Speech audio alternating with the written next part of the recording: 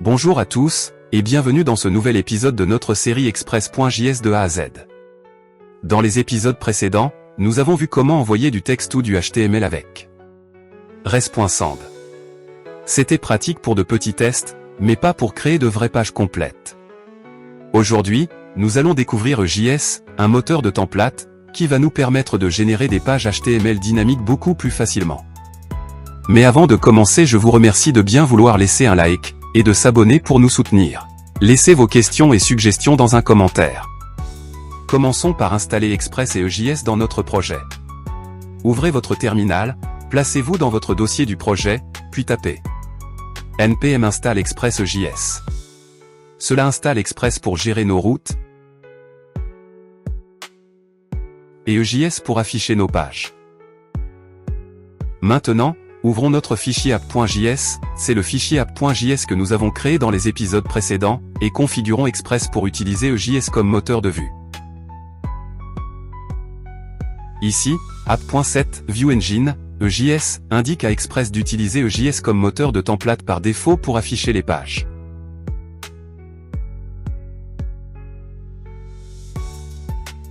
Par défaut, Express va chercher les fichiers EJS dans un dossier appelé View.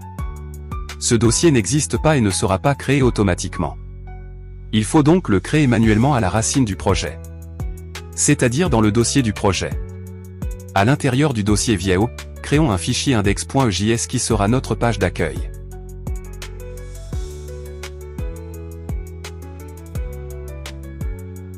On y place le code comme à l'écran. Nous pouvons aussi y placer tout code HTML que nous voulons. Voici à quoi ressemble notre projet à ce stade. Retour dans app.js. Créons une route pour afficher notre page d'accueil en envoyant des données dynamiques à EJS comme vu à l'écran.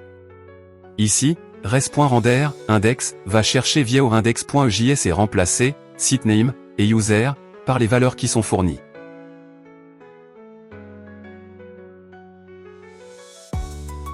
Ajoutons une deuxième page, about.ejs, pour présenter le site.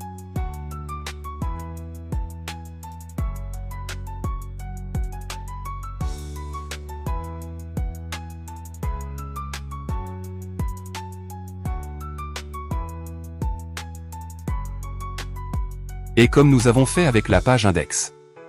Ajoutons une route vers cette page about.ejs, avec les paramètres nécessaires.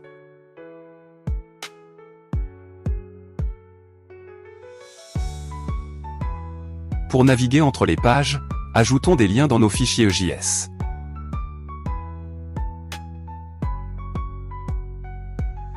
Et voilà, on peut passer d'une page à l'autre. Avec EJS, on peut éviter de répéter du code en utilisant des partials, des morceaux de pages réutilisables. Par exemple, créons dans le dossier View un dossier partial.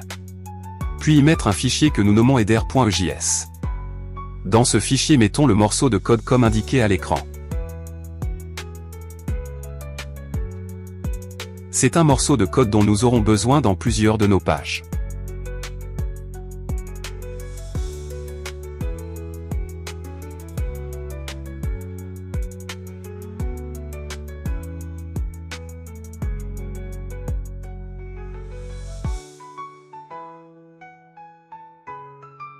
Et dans nos pages, on l'inclut avec la fonction include.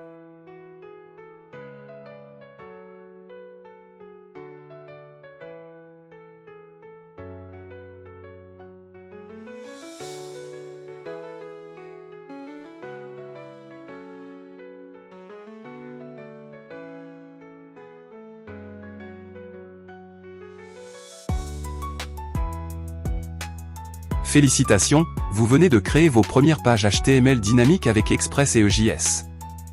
On a vu comment envoyer des données, créer plusieurs pages et éviter la répétition grâce au partial. Dans le prochain épisode, nous verrons comment gérer les formulaires et récupérer les données envoyées par l'utilisateur.